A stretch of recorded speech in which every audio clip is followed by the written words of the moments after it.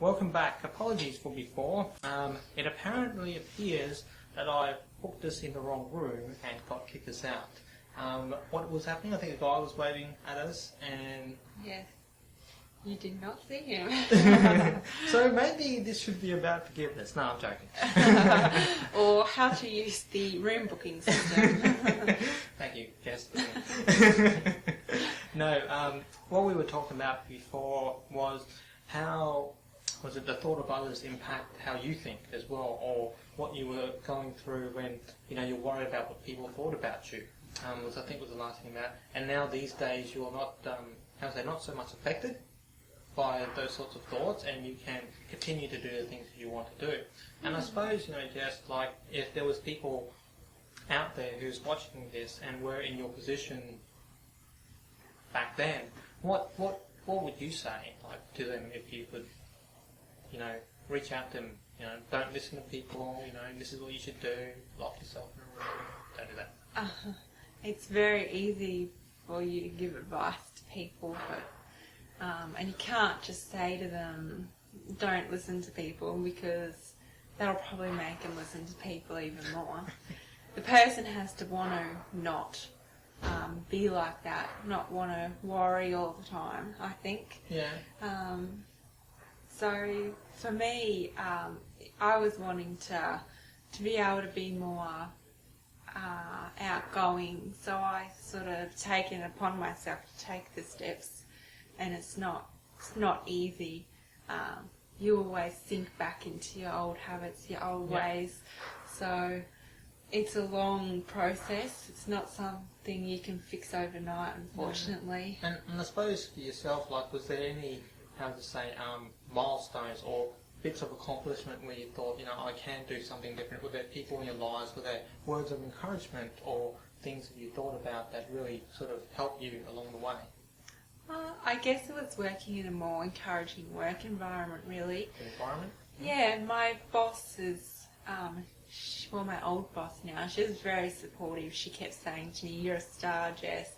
So I guess surrounding yourself by people who are like that, who can say, give you positive affirmations, is that what you call them? Words of affirmation? Yeah, telling you, not big noting you, not making your head huge, but just giving you little words of encouragement, so you know that you are. I don't know. I guess it's sort of confirmation. Like if you're on a test, you would get something right. A tick, that. And I'm a big list maker too, so maybe that's another reason why I like that kind of feedback. Yes. So you always want to check through the list and go, yep, I've done this, I've done this, I've done this, I've done this. Yeah. And as you say, this is not something that you can just do overnight. It's you take steps, and you, as you say, you find the environment that, for example, will allow you to have people praise you, for example. And sometimes for a lot of us that's not always easy, because we are in environments where people are not very encouraging. Yeah. You need to. I guess that's another hard thing to get rid of those people in your life that are negative, that bring you down. You can't just whack them. No whacking. Don't whack people, please.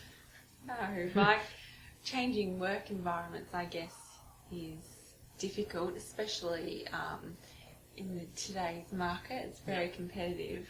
But I guess you've got to try and ignore those negative people and just say, they're full of nonsense, don't know what they're talking about, and only listen to the people who are positive towards you. Yeah, and have you had any experiences where you were able to block those people who were telling you negative things? Because obviously if you're surrounded by people who are telling you all these negative things, it's hard not to listen. Yeah, it is hard not to listen. I don't know. I guess practice.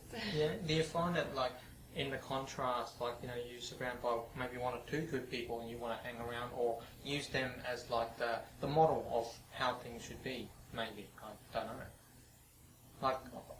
Yeah, it's so hard though to, everyone wants to be like someone else. You always aspire to be someone, whether it's your your parents or a celebrity. There's always someone you look up to, so maybe that's a good idea to... Talking about celebrity, first thing, as I say in my last video that I noticed about Jess, Scarlett Johansson, like, seriously, how could you not? You're too kind, Joy. Too kind. And, you know, even... Look, don't take this the wrong way, I'm sure you won't, but, you know, I think you're maybe in the prime of your years, you look attractive, you have all these things going for you, but that's not always the case. And like you say, you can't really judge a person by how they look or, you know, how they appear to be, but only through what how they demonstrate for you or what they encourage you with. Would you think, like, you know, if you saw me the first time, like that Asian fella, like, you know, is he going to be a pain in my ass or what? I just don't think like that. Okay. I try not to judge people, which is just me. I like to get a feel for who someone is, what their values are before I sort of say I don't want to be your friend. So I definitely try not to judge. Yeah, definitely don't judge. And I suppose, you know, like, coming to the wrap up of the videos and that, like, we talk about being judgmental. Like, what does that actually mean to you? I don't know. Everyone's judgmental, I suppose, in a little way. There's someone walking down the street wearing ugly clothes. The fact that you thought their clothes ugly is you judging them.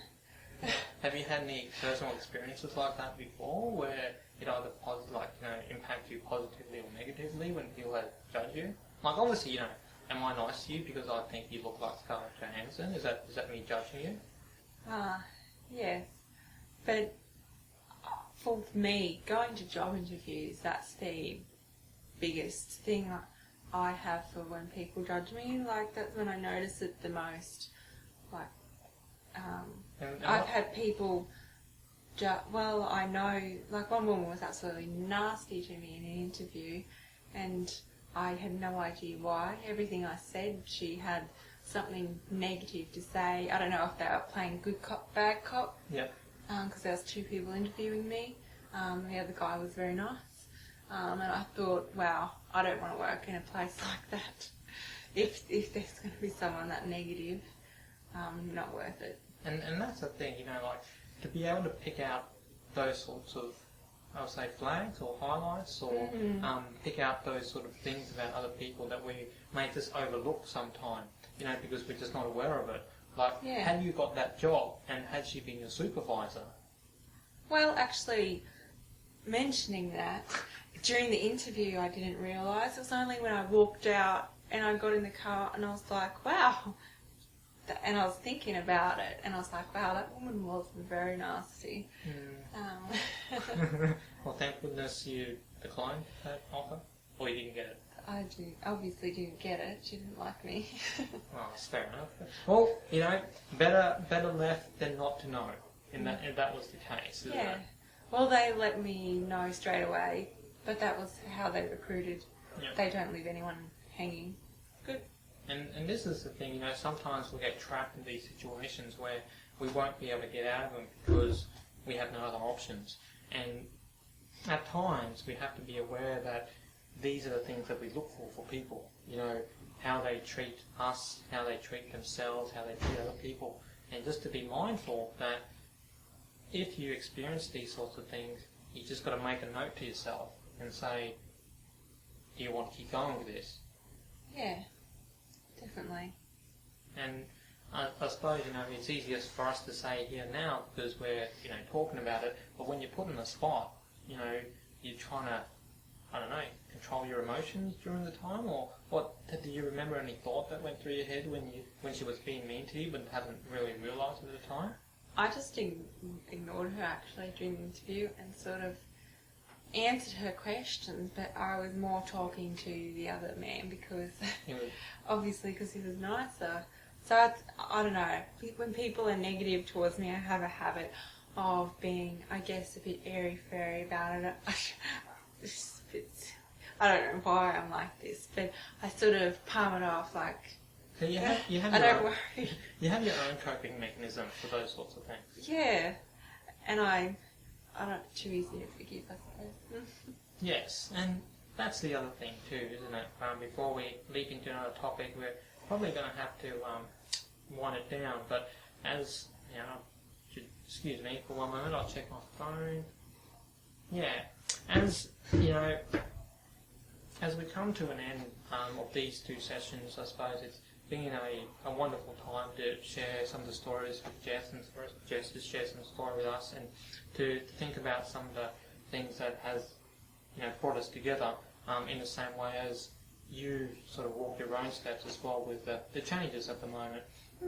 And when it comes to identifying or realising that things you don't want them to be, like dealing with nasty people and those sorts of things, we have to say that's not what we want and look for something else.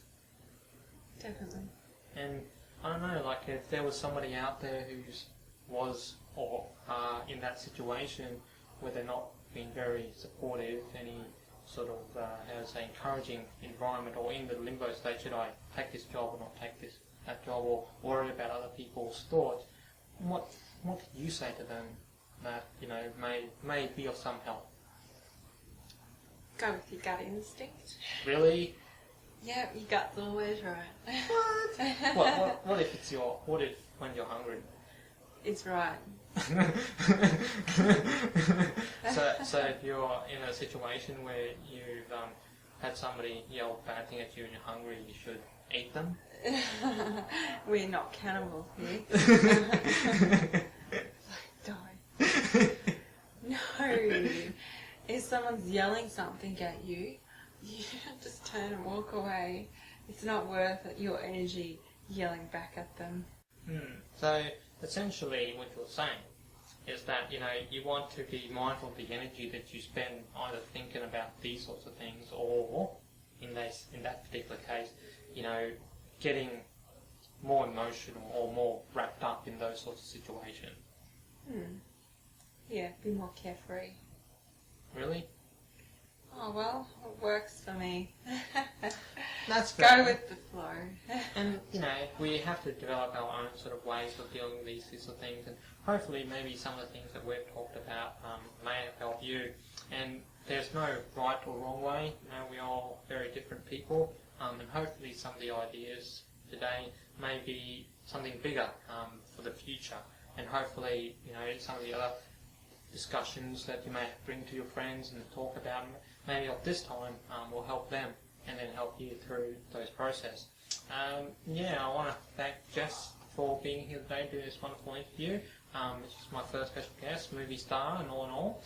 Now, did you have any other sort of feedback, comments, anything you want to say to me, anybody else out there? No, I'm not good with final words. Well, maybe she'll be back again. Thanks, Dory. Yeah. It's a pleasure to have you, Jess. Thank you very, very much today to make the time and effort. And if you guys out there watching, let us know what you think. And hopefully the things that we've talked about has been helpful to you, and to be able to